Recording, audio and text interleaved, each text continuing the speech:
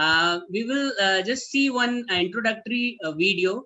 I would request Pastor Roy Matthew to just run that video. उस video को on करेंगे, उसके बाद हम इंटरव्यू सेशन में क्वेश्चन और आंसर पास्टर सचिन क्लाइव से हम पूछेंगे. प्लीज.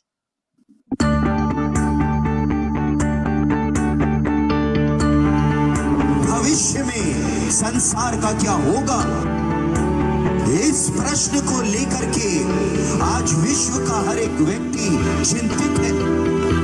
क्या ये दुनिया बचेगी या ये नष्ट हो जाएगी?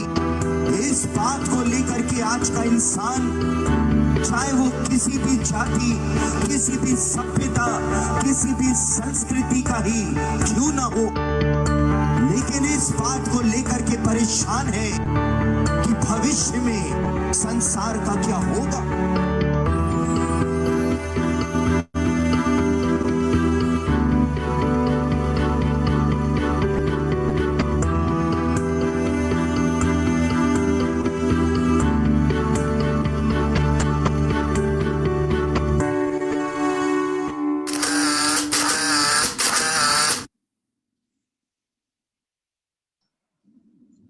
Thank you so much pastor Roy Matthew.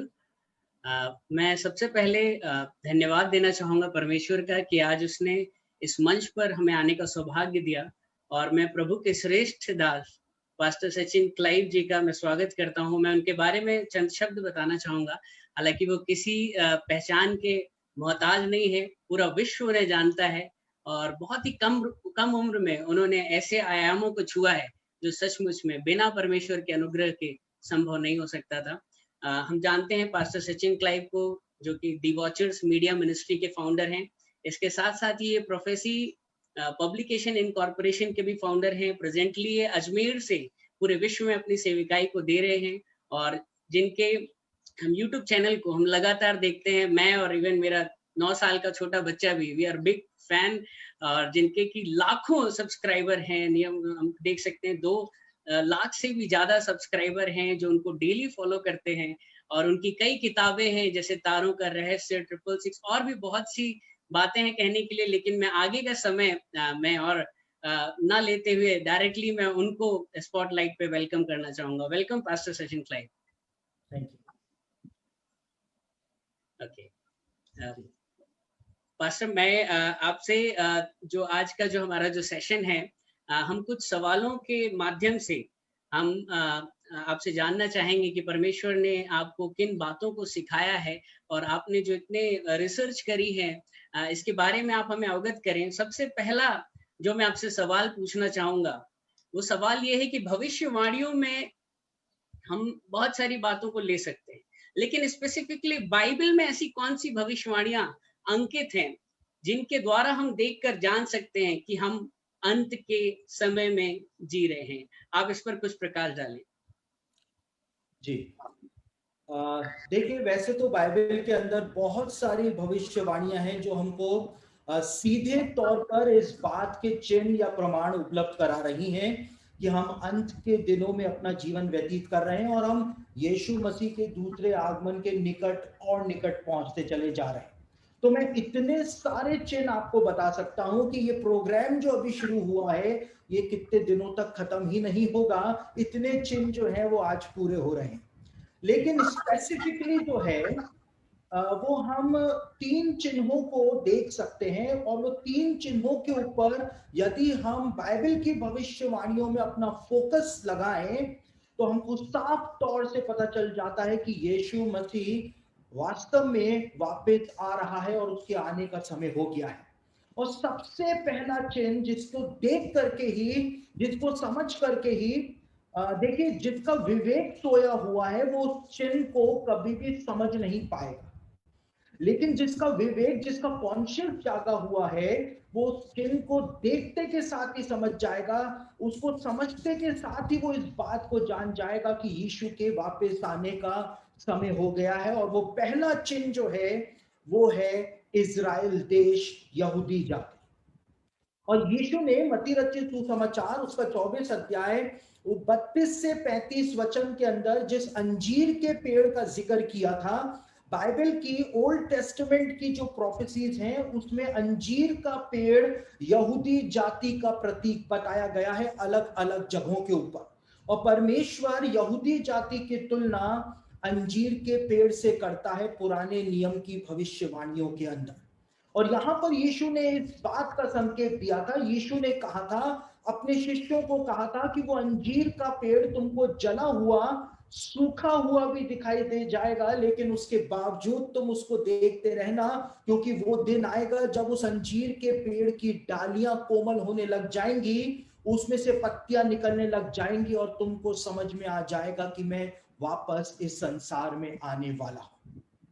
और हम देखते हैं इतिहास के अंदर कि यीशु मसीह के स्वर्ग जाने के 40 सालों के बाद रोमन सेना ने जो इजराइल का विनाश किया, यरूशलेम का विनाश किया, और यहूदियों को लगभग लगभग 1900 सालों के लिए रोमन सेना ने दुनिया के 100 देशों के अंदर तितर बितर कर दिया था, और 1900 सालों तक कोई भी यहूदी यरूशलेम और इजराइल के अंदर नहीं पाया जाता था। इज़राइल जो था वो अंजीर के पेड़ के समान सूख चुका था, जैसा कि यीशु ने अपनी भविष्यवाणी में बताया था। लेकिन यीशु ने कहा था उसके बावजूद तुम उस अंजीर के पेड़ को, यहूदी जाति को देखते रहना, क्योंकि वो दिन आएगा, वो समय आएगा जब उस अंजीर के पेड़ की डालियां कोमल होने लग जाएंगी, उसमें से फिर से पत्तियां निकलने लग जाएंगी और तुमको पता चल जाएगा कि मैं वापस आने वाला हूं।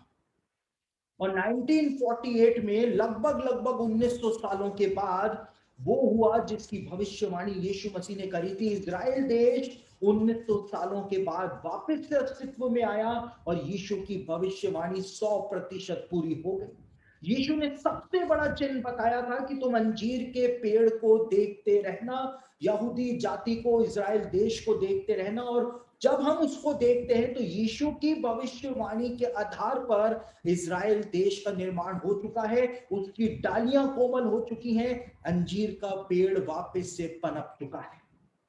लेकिन कई सारे मसीही लोग इस भविष्यवाणी को लेकर के बहुत ज्यादा कंट्रोवर्सी भी करते हैं। वो कहते हैं कि सुसमाचार में दूसरी जगह के ऊपर लिखा हुआ है कि यीशु ने कहा था कि अंजीर के पेड़ को और दूसरे पेड़ों को देखो कि जब उनकी डालियां कोमल हो जाती हैं और उसमें से पत्ते निकलने लगते हैं, तो तुम जान जाते हो कि ग्रीष्म काल जो है वो निकट है, यानी मेरे आने का समय निकट आ जाएगा।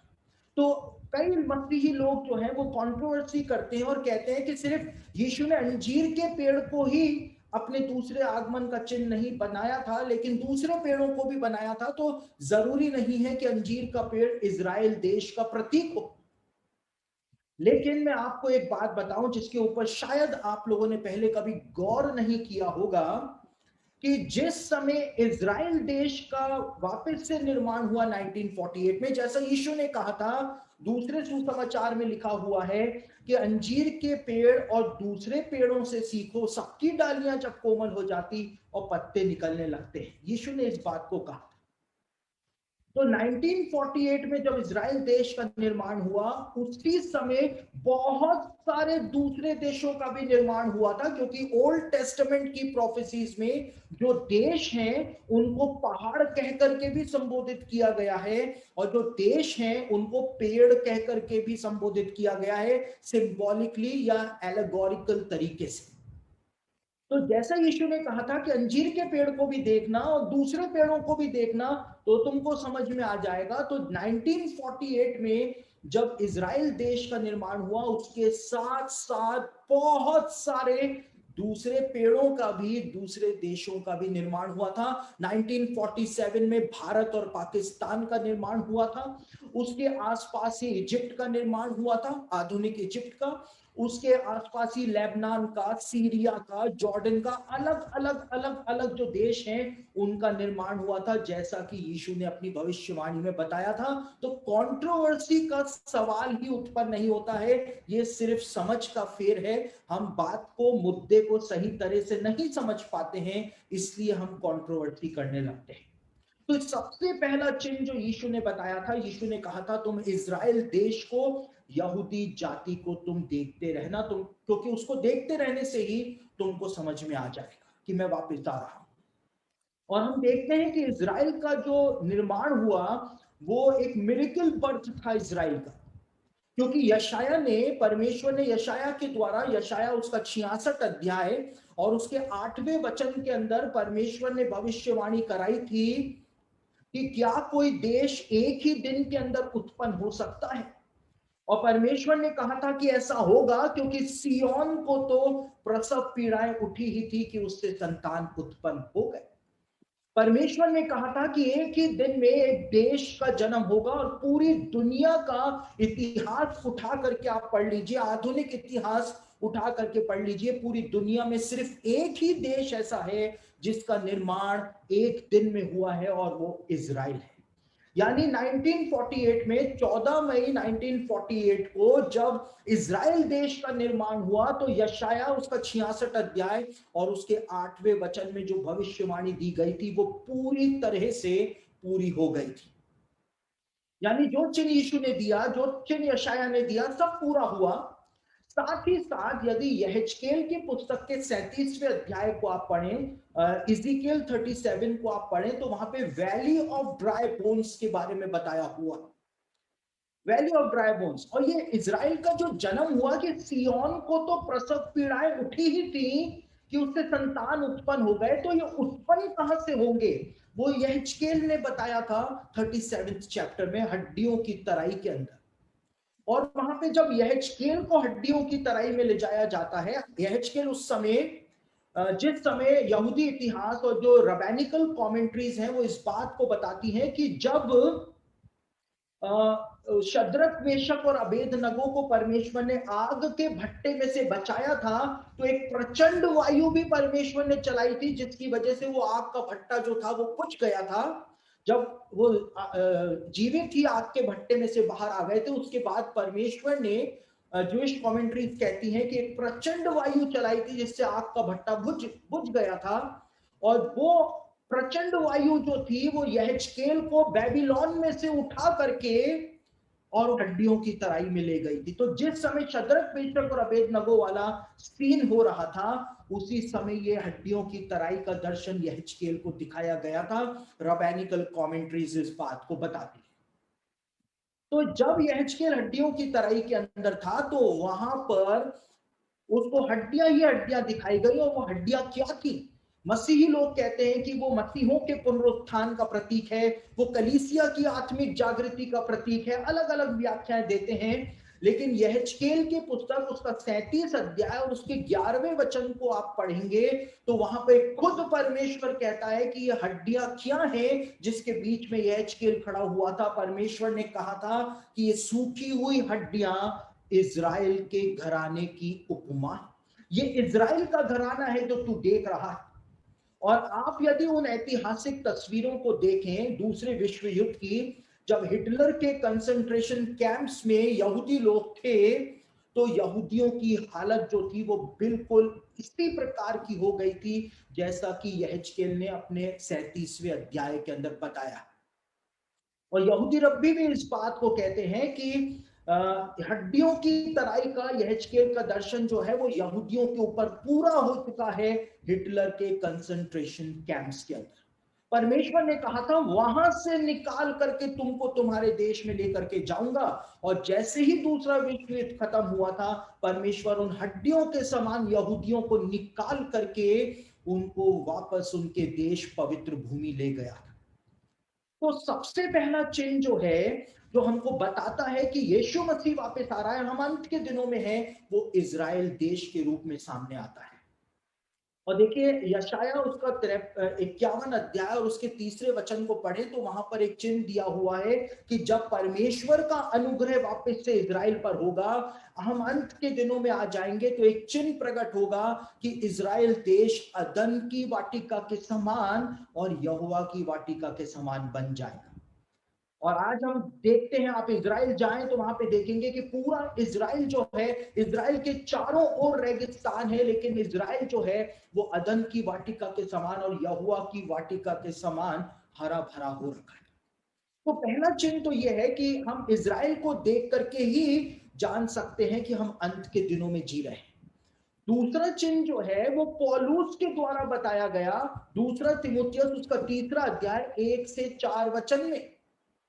और पौलुस ने इस बात को कहा था कि अंत के दिनों में क्या होगा। पवित्र आत्मा बताता है कि मनुष्यों के अंदर परिवर्तन आ जाए, मनुष्य बदल जाए, लोभी हो जाएंगे, डींगमार हो जाएंगे, अभिमानी हो जाएंगे और माता पिता की आज्ञा टालने वाले बन जाएंगे, दया रहित हो जाएंगे, पैसे के लालची हो जाएंगे।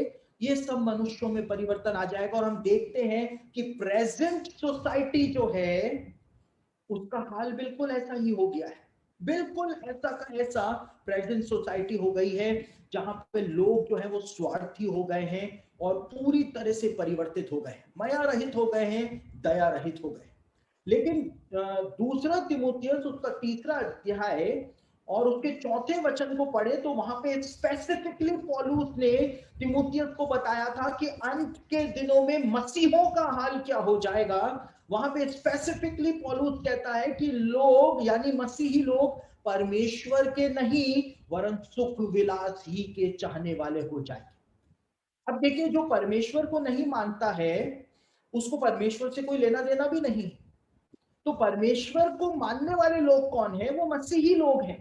और इसीलिए स्पेसिफिकली वो भविष्यवाणी बताती है कि अंत के दिनों के मसीही लोग परमेश्वर के नहीं लेकिन सुख विलास ही के चाहने वाले हो जाएंगे। और मुझको व्याख्या करने की जरूरत नहीं है कि कलीसियाओं के अंदर आज क्या हो रहा है, मसीहों के जीवनों के अंदर क्या हो रहा है। परमेश्वर से ज्यादा स्थान जो है वो आज संसार को, मटेरियल लाइफ को दिया जा रहा है। और एक और बात जिसके ऊपर हम फोकस कर सकते हैं, जो कि तीसरी बात है जो पौलुस ने बताई थी कि अंत के दिनों में क्या होगा, जो कि दूसरा थिस्सलुनीकियों उसका 2 अध्याय 11 और 12 वचन पढ़े तो वहां पे लिखा हुआ है कि परमेश्वर एक भटका देने वाली सामर्थ को इस संसार में भेजेगा और जो लोग सत्य के ऊपर विश्वास नहीं करते हैं लेकिन झूठ के ऊपर विश्वास करते हैं वो भटका देने वाली सामर्थ के द्वारा भरमाने में आ जाएंगे। ग्रेट डिसेप्शन आएगा। और आज वो आ चुका है मसीहत के अंदर, चाहे वो अमेरिका की मसीहत हो, चाहे वो यूरोप की मसीहत हो, चाहे वो अफ्रीका की मसीहत हो, चाहे वो भारत की मसीहत हो, वो डिसेप्शन आ चुका है। जब कलीसिया ने सुसमाचार को छोड़ दिया है और एक नया सुसमाचार बना लिया है। और नया सुसमाचार क्या है कि यीशु मसीह के पास आओ आपको आशीष मिलेगी, यीशु मसीह के पास आओ आपको चंगाई मिलेगी, यीशु मसीह के पास आओ आपको खुशहाली खुशहाली मिलेगी। लेकिन यीशु मसीह के पास आओ, अपना क्रूस उठाओ, उस सुसमाचार को कलीसिया ने छोड़ दिया। सिर्फ समृद्धि समृद्धि का प्रचार किया जा रहा है। तो ये 3 स्पेसिफिक साइन है बाइबल की सारी भविष्यवाणियों के अंदर से कि एक भटका देने वाली सामर्थ जो है वो आज कलीसिया में आ गई है। देखिए, मैं कल ही एक इंटरव्यू सुन रहा था, मेरी बात बहुत ध्यान से सुने, जिनको नींद आ रही है वो भी सुन लें, क्योंकि स्पेसिफिक साइन आपको बता रहा हूं कि यीशु मसीह वास्तव में वापस आ रहा है। और कल जो इंटरव्यू में सुन रहा था, अमेरिका की सबसे बड़ी बाइबल सेमिनरी की जो लेडी प्रेसिडेंट है, सेमिनरी के प्रेसिडेंट, बाइबल कॉलेज जो सबसे बड़ा बाइबल कॉलेज है अमेरिका में, उसकी जो लेडी प्रेसिडेंट है उसने अपने इंटरव्यू में कहा कि यीशु मसीह का जन्म यदि कुंवारी से हुआ भी है तो इससे मुझको कोई मतलब नहीं। अब उसका कुंवारी से जन्म लेना कोई अर्थ ही नहीं रखता। और जब उससे पूछा गया कि आफ्टर लाइफ के बारे में आप क्या कहते हैं, मरने के बाद क्या होगा, आप क्या कहते हैं, तो उस लेडी प्रेसिडेंट ने कहा, जो सबसे बड़ी सेमिनरी की प्रेसिडेंट है, उसने कहा कि मुझको नहीं लगता है कि कोई स्वर्ग है, कोई नरक है, लेकिन मैं अपने अच्छे कामों के द्वारा मैं स्वर्ग में ही जाऊंगी। मुझको यीशु मसीह की जरूरत नहीं है स्वर्ग जाने के लिए। अमेरिका के सबसे बड़े बाइबल कॉलेज की प्रेसिडेंट बोल रही है मुझको स्वर्ग जाने के लिए यीशु मसीह की जरूरत नहीं है, यीशु मसीह का कुंवारी से जन्म लेना कोई मायने नहीं रखता है। आप सोच सकते हैं वो ग्रेट डिसेप्शन जो पौलुस ने कहा कि परमेश्वर एक भटका देने वाली सामर्थ भेजेगा, उन लोगों में भेजेगा जो सत्य के ऊपर विश्वास नहीं करते हैं और वो उसके भरमाने में आ जाएंगे, वो सब कुछ आज पूरा है। तो पहला इज़राइल, दूसरा मनुष्यों के अंदर परिवर्तन, और तीसरा ग्रेट डिसेप्शन। ये सबसे बड़े 3 चिन्ह हैं कि हम अंत के दिनों में अपना जीवन व्यतीत कर रहे हैं। बिल्कुल बिल्कुल, अद्भुत अद्भुत एक्सप्लेनेशन आपने दिया। और एक बात मैं आपसे थोड़ा लीप से हट के पूछना चाहूंगा। बहुत सारे लोग इस कोरोना और इस लॉकडाउन को भी एक अंत के चिन्ह के रूप में देख रहे हैं। Are you agree with that? क्या ये सही है? जी बिल्कुल बिल्कुल। परमेश्वर ने एक सैंपल दिया है, या हम यूं कह सकते हैं एक ट्रेलर दिया है, दुनिया को हिला करके रख दिया है कि यदि हम अभी भी नहीं चेते, तो देखिए प्रकाशित वाक्य के 6 अध्याय में पीले घोड़े के बारे में बताया हुआ है, पेल हॉर्स। और वो पीला घोड़ा जो है वो दुनिया की सबसे बड़ी महामारी बन करके आने वाला है। तो यदि हम अभी नहीं चेते, तो फिर हमको पीले घोड़े का सामना करने के लिए तैयार रहना चाहिए। तो ये तो सिर्फ एक ट्रेलर है, आगे अभी और भी बहुत कुछ होने जा रहा है। तो ये अंत के दिनों का डेफिनेटली एक बहुत बड़ा साइन है, क्योंकि जूइश टेक्स्ट जो हैं उनके अंदर एक प्रोफेसी दी हुई है कि अंत के दिनों में मसीह के आने से जस्ट पहले एक बीमारी फैलेगी जो कोढ़ के समान होगी। जिस प्रकार से कोढ़ के अंदर रोगी को क्वारंटीन किया जाता है, वैसे ही उस बीमारी के अंदर किया जाएगा। तो आप देख सकते हैं कि कोरोना वायरस में भी जो रोगी होता है, पेशेंट होता है, उसको क्वारंटीन किया जाता है। तो जूइश टेक्स्ट में तो वो प्रोफेसी दी ही हुई है कि मसीह के आने से जस्ट पहले कोढ़ की तरह एक बीमारी दुनिया में आएगी। तो ये डेफिनेटली अंत के दिनों का एक बहुत बड़ा साइन है। बिल्कुल बिल्कुल पास्टर। मैं बाकी सभी लोग जो सुन रहे हैं, मैं अनुरोध करूंगा कि आप लोग अभी भी हम देख रहे हैं एक अद्भुत सेशन से हम होकर जा रहे हैं, आप इसके नोट्स जरूर बनाएं और बाकी जितने भी लोगों को आप जानते हैं प्लीज आप इसे शेयर करें। अभी हमारा सेशन बहुत बाकी है। प्रभु आपको आशीषित करें। हम दूसरे सवाल की ओर जा रहे हैं पास्टर साहब। हम अभी वन वर्ल्ड गवर्नमेंट की बात सुनते हैं, एजेंडा 21, वन वर्ल्ड गवर्नमेंट। सो क्या सचमुच में ऐसी कोई तैयारी हिडन वर्ल्ड में हो रही है? आप इस बारे में कुछ प्रकाश डालें। देखिए, वन वर्ल्ड गवर्नमेंट और न्यू वर्ल्ड ऑर्डर, ये टर्म जो है हमको फिक्शन नॉवेल की एक कल्पना या इमेजिनेशन लगते हैं, लेकिन वन वर्ल्ड ऑर्डर का सपना जो है वो कोई अभी आधुनिक समय का सपना नहीं है कि पूरी दुनिया एक हो जाए। ये सपना अभी का सपना नहीं है, लेकिन ये बहुत पुराना सपना है। सबसे पहले जो नाइट टेम्पलार्स थे, नाइट्स के बारे में जो लोग जानते हैं, जो क्रूसेड्स जब हुई, जब मुसलमानों के बीच में और मसीहों के बीच में, यूरोपीय देशों के बीच में जब लड़ाई हुई, तो जो मसीही योद्धाओं का जो समूह हुआ करता था, खूंखार लड़ाकू जो हुआ करते थे, सन्यासी, उनको नाइट टेम्पलार्स कहा जाता था। और नाइट टेम्पलार्स जो थे वो वास्तव में मसीही सन्यासियों के भेष में बहुत बड़े षड्यंत्र रचने वाले थे। वो काम मसीहत का नहीं कर रहे थे, वो दिखा रहे थे कि वो मसीहत के सन्यासी हैं, लेकिन वो दूसरे ही एजेंडे के अंदर लगे हुए थे। और सबसे पहले ये वन वर्ल्ड गवर्नमेंट लाने का, न्यू वर्ल्ड ऑर्डर लाने का जो मंसूबा था, वो नाइट टेम्पलार्स के द्वारा ही सामने लाया गया था। देखिए ब्रदर, आज आप लोग जो चेक्स यूज करते हैं, बैंक के जो चेक आप यूज करते हैं, वो चेक्स जो थे वो सबसे पहले नाइट टेम्पलार्स के द्वारा ही इंप्लीमेंट किए गए थे। तो ये चेक्स जो है वो आधुनिक बैंकिंग सिस्टम की उपज नहीं है। नाइट टेम्पलार्स जो थे इतिहास में, वो ये चेक सिस्टम लेकर के आए थे। ठीक है, उनका एजेंडा जो था वो कैशलेस सोसाइटी बनाने का था, कि दुनिया में से कैश को हटा दिया जाए और चेक सिस्टम लाया जाए ताकि सबको कंट्रोल किया जा सके। अब आप देखिए, दूसरे विश्व युद्ध तो अभी तक हुआ भी नहीं था कि हिटलर जो था उसने बुक लिखी थी न्यू वर्ल्ड ऑर्डर, यानी हिटलर जो है वो न्यू वर्ल्ड ऑर्डर लाना चाहता था।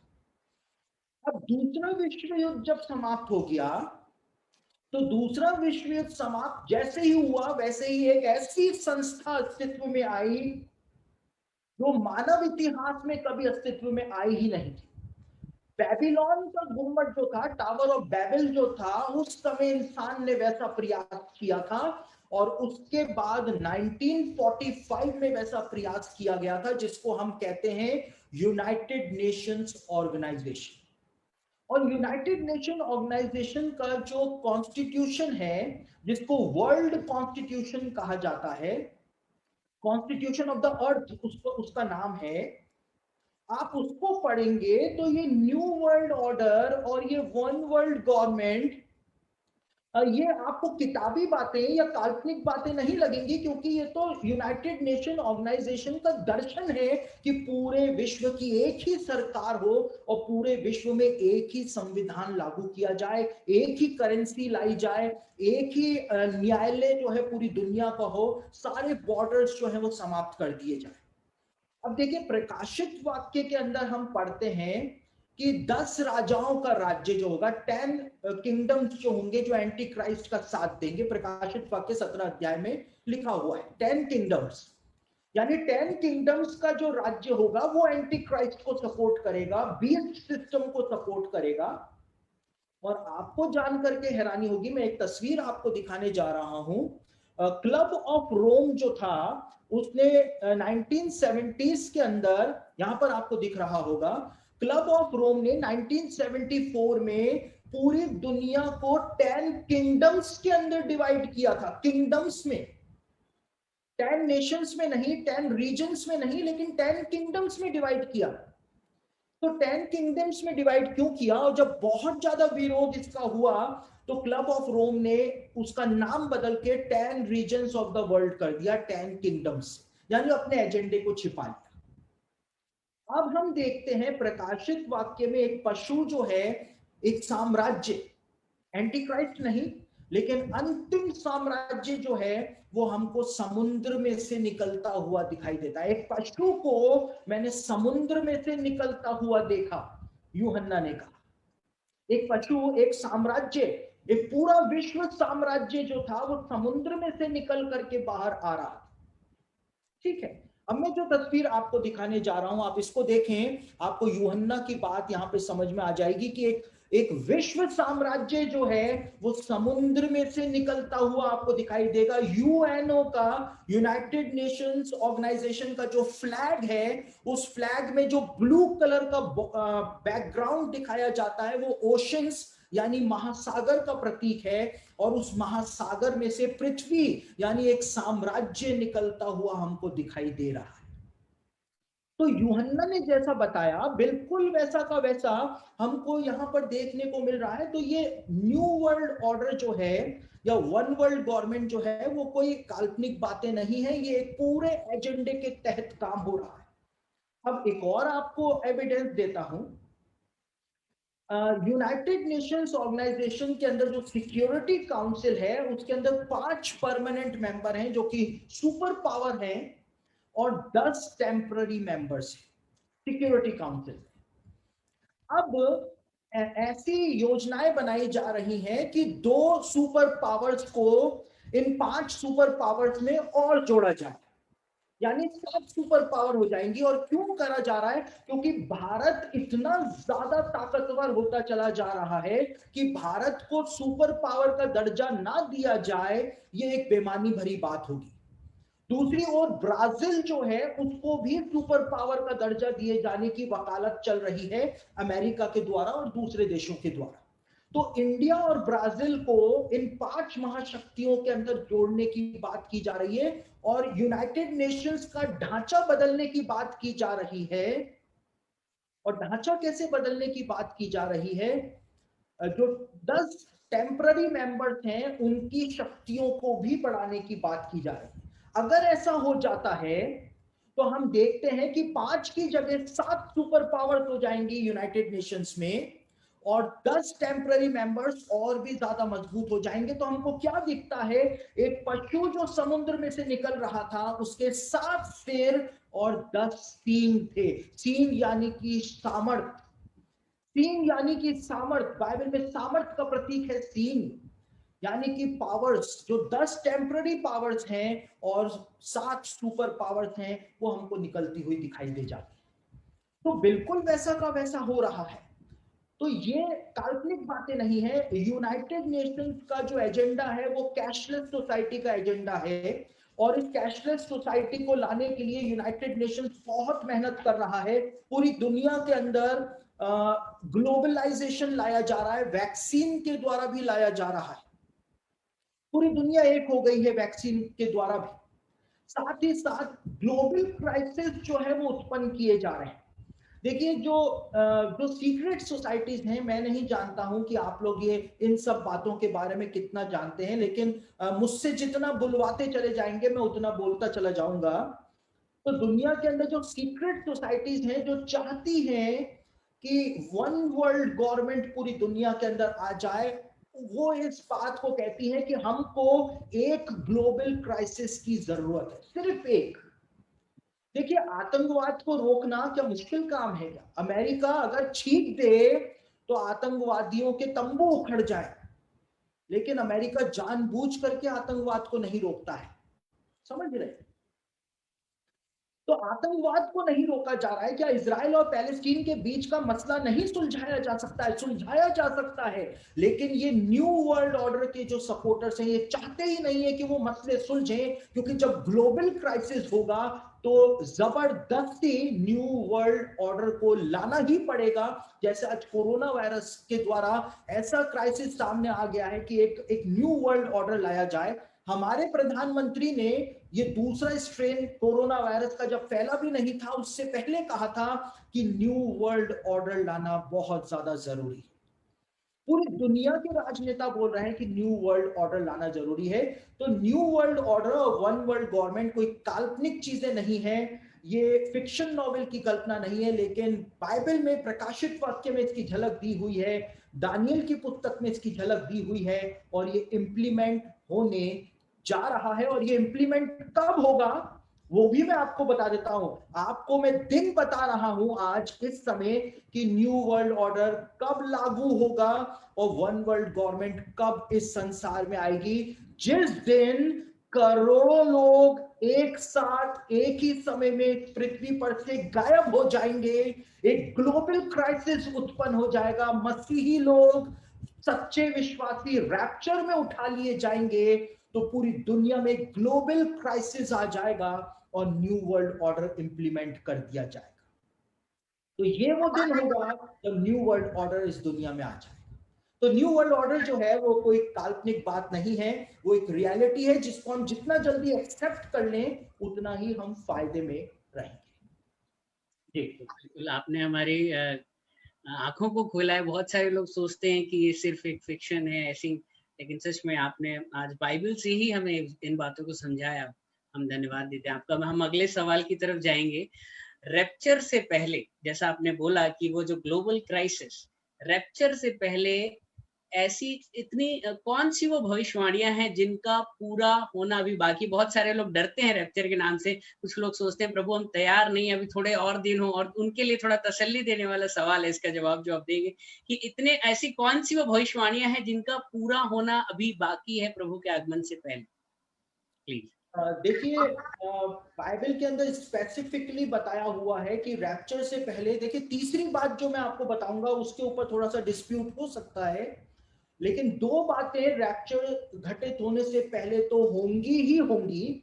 पहली भविष्यवाणी जो है वो यहेजकेल की पुस्तक के 38वें अध्याय में दी हुई है, इज़ीकेल 38 चैप्टर के अंदर दी हुई है, जहां पर गोग मागोग के युद्ध के बारे में बताया हुआ है कि बहुत सारे देश मिल करके इजराइल के ऊपर हमला करने के लिए आएंगे।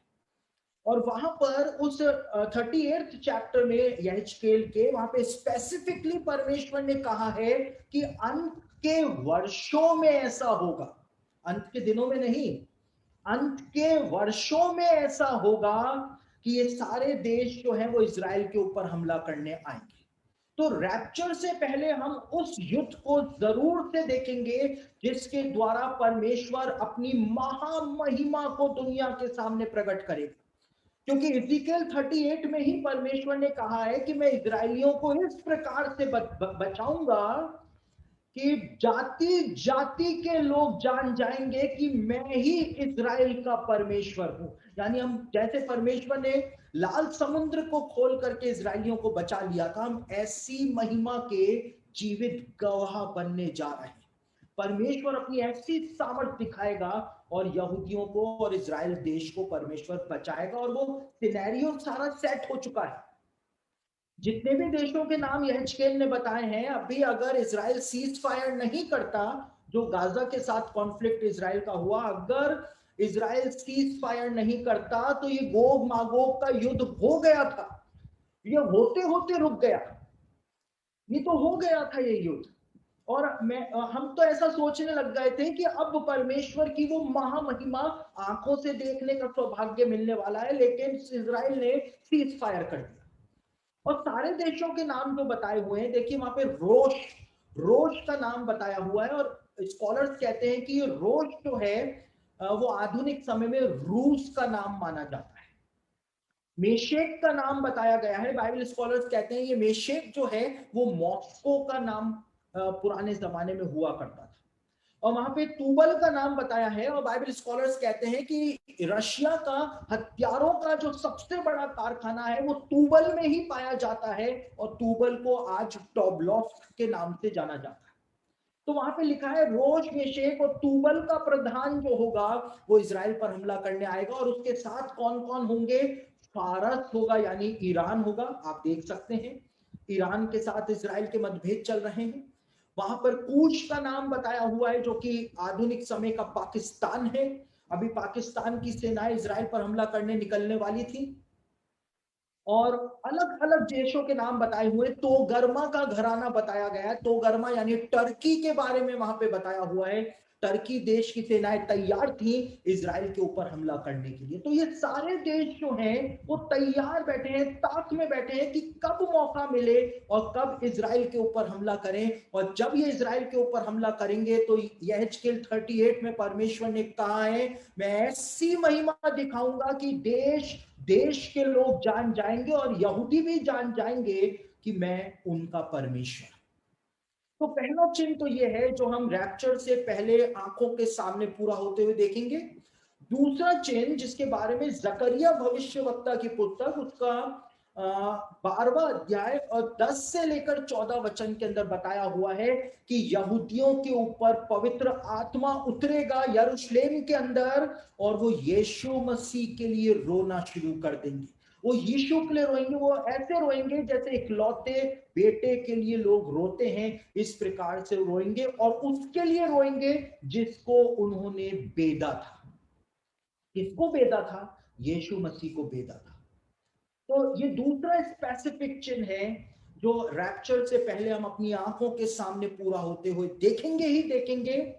और तीसरा चिन्ह जो है उसके ऊपर थोड़ी सी कंट्रोवर्सी हो सकती है, लेकिन परमेश्वर का नया मंदिर जो है, तीसरा मंदिर जो है, वो यरूशलेम के मोरिया पर्वत पर वापस से बनाया जाएगा। अब कई सारे लोग कहते हैं कि ये रैप्चर से पहले बनाया जाएगा या रैप्चर के बाद में बनाया जाएगा, ये बाइबल के अंदर क्लियर नहीं बताया गया है, तो इसलिए थोड़ा सा इसके ऊपर कंट्रोवर्सी है। लेकिन हो सकता है कि हम निर्माण स्टार्ट होते हुए देख लें कि मोरिया पर्वत पर मंदिर का निर्माण कार्य शुरू हो जाए और उस समय रैप्चर हो जाए और मंदिर जो है वो महाकलेश काल में बनकर तैयार हो।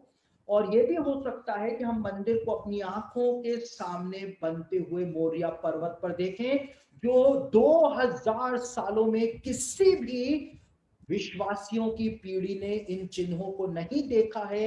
उन चिन्हों को हम अपनी आंखों से देखने जा रहे हैं। तो ये 3 स्पेसिफिक चिन्ह हैं जो रैप्चर के घटने से पहले प्रकट होंगे और इसके बाद ही रैप्चर जो है वो होगा। तो लोगों थोड़ी सी लोग तसल्ली जो है वो कर सकते हैं। जी बिल्कुल बिल्कुल, thank you so much pastor. सच में हम कितने नजदीक आ चुके हैं। जैसा आपने बोला कि that war was about to begin, but somehow it was the grace of God, थोड़ा एक्सटेंशन मिला हमें, लेकिन हमें अपनी तैयारी पूरी रखनी है। अगला जो सवाल है मेरा आपसे वो ये है कि 666 मार्क ऑफ द बीस्ट, क्या इसका लगाया जाना ऑलरेडी शुरू हो चुका है या होने वाला है? इस बारे में आप हमें बताएं। देखिए, मार्क ऑफ द बीस्ट जो है वो अभी तक एट प्रेजेंट दुनिया में नहीं आया है। और क्यों नहीं आया? हम उसके आने के चिन्ह देख रहे हैं कि वो आने वाला है, या उसके रास्ते के ऊपर हम चल रहे हैं, लेकिन अभी तक मार्क ऑफ द बीस्ट नहीं आया है। और क्यों नहीं आया है? जब तक एंटी क्राइस्ट ही नहीं आया है तो उसके आने से पहले उसका मार्क दुनिया में कैसे आ सकता है? सबसे पहला लॉजिकल बात यह है। दूसरी बात यह है कि हम मार्क ऑफ द बीस्ट के निकट पहुंचते चले जा रहे हैं, बिल्कुल निकट पहुंचते चले जा रहे हैं। देखिए, मार्क ऑफ द बीस्ट क्या होगा ये हमको पता नहीं, क्योंकि हमको बताया ही नहीं गया है। अब लोग कहते हैं कि एंटी क्राइस्ट का नाम यूहन्ना ने क्यों नहीं बताया? यूहन्ना ने जरूरी नहीं समझा। अब यूहन्ना ने जरूरी क्यों नहीं समझा? क्योंकि जिस समय एंटी क्राइस्ट आएगा, सच्चे विश्वासी अपने पिता के घर पे चले जाएंगे, तो विश्वासियों को एंटी क्राइस्ट से कोई लेना देना ही नहीं है। तो यूहन्ना ने नाम बताना जरूरी नहीं समझा। यूहन्ना ने यह भी बताना जरूरी नहीं समझा कि मार्क ऑफ द बीस्ट क्या होगा। लेकिन यूहन्ना के जो शिष्य थे, प्रेरित यूहन्ना के भी शिष्य थे, उन्होंने अपनी किताबों के अंदर कई सारी बातें लिखी, और शिष्यों के शिष्यों ने जो यूहन्ना से जो जानकारी उन्होंने प्राप्त करी थी 666 के बारे में, वो उन्होंने एक पीढ़ी से दूसरी पीढ़ी में पास ऑन करते गए। तो हमको थोड़ा बहुत हल्का फुल्का अंदाजा लग जाता है कि मार्क ऑफ द बीस्ट क्या हो सकता है। अब देखिए, ये टैटूज का कल्चर आजकल बहुत चल रहा है। हर कोई टैटू से गुदगुदाया हुआ घूम रहा है, चाहे छोटा टैटू, बड़ा टैटू, मक्खी के समान टैटू, जू के समान टैटू गुदवाना है। अब मैं एक मसीही पुस्तक नहीं पढ़ रहा था, लेकिन मैं एक जो सेक्युलर ऑथर होते हैं, मैं उनकी पुस्तक पढ़ रहा था। जो नास्तिक होते हैं, मैं उनकी एक पुस्तक पढ़ रहा था, और वो पुस्तक जो थी उसका नाम था कॉन्शियस इंक। और कॉन्शियस इंक नाम की वो पुस्तक जो एक लेडी ऑथर जो थी उसने लिखी है, उसने इस बात को बताया है कि जब कोई भी व्यक्ति अपने शरीर पर टैटू बनवाता है, तो वो टैटू की इंक जो होती है, वो जो सुपरनैचुरल एंटिटीज होती हैं, वो उसको सुपरनैचुरल एंटिटीज कहती है, हम उसको डीमंस कहते हैं, दुष्ट आत्मा कहते हैं। तो वो कहती है कि सुपरनैचुरल एंटिटीज जो है वो उस टैटू की वजह से अट्रैक्ट होती हैं, और जो पोर्स होते हैं, उन पोर्स के कारण डीमंस इजीली बॉडी के अंदर घुस जाते हैं, इजीली बॉडी में घुस जाते हैं। क्योंकि वो कहती है कि ये जो टैटू बनवाया जाता है, चाहे शरीर पर कहीं पर भी बनवाया जाए, ये ब्लड सैक्रिफाइस होता है। ब्लड सैक्रिफाइस कैसे होता है? जब पिन्स निडल्स अंदर घुसती हैं और उसके द्वारा जो खून निकलता है, वो ब्लड सैक्रिफाइस होता है कि आप किसी सुपरनैचुरल एंटिटी को अपने कांटेक्ट में लेना चाह रहे हैं। तो ये प्राचीन काल से है, वो लिख रही है। ये कोई मसीही लेखक नहीं बता रहा है, ये एक सेक्युलर लेखक बता रहा है, एक सेक्युलर लेखिका बता रही है कि ये इंक जो है, ये टैटू जो है, टैटू का मतलब है आपने खुद को मार्क कर लिया, एक निशानी दे दी कि मैं तैयार हूं सुपरनैचुरल एंटिटी को अपनी बॉडी में लेने के लिए। तो टैटू कल्चर फैल रहा है। तो हो सकता है 666 जो है, मार्क ऑफ द बीस्ट जो है, वो कोई टैटू हो सकता है, क्योंकि लिखा है जो मार्क ऑफ द बीस्ट लेगा उसको नरक में डाला जाए।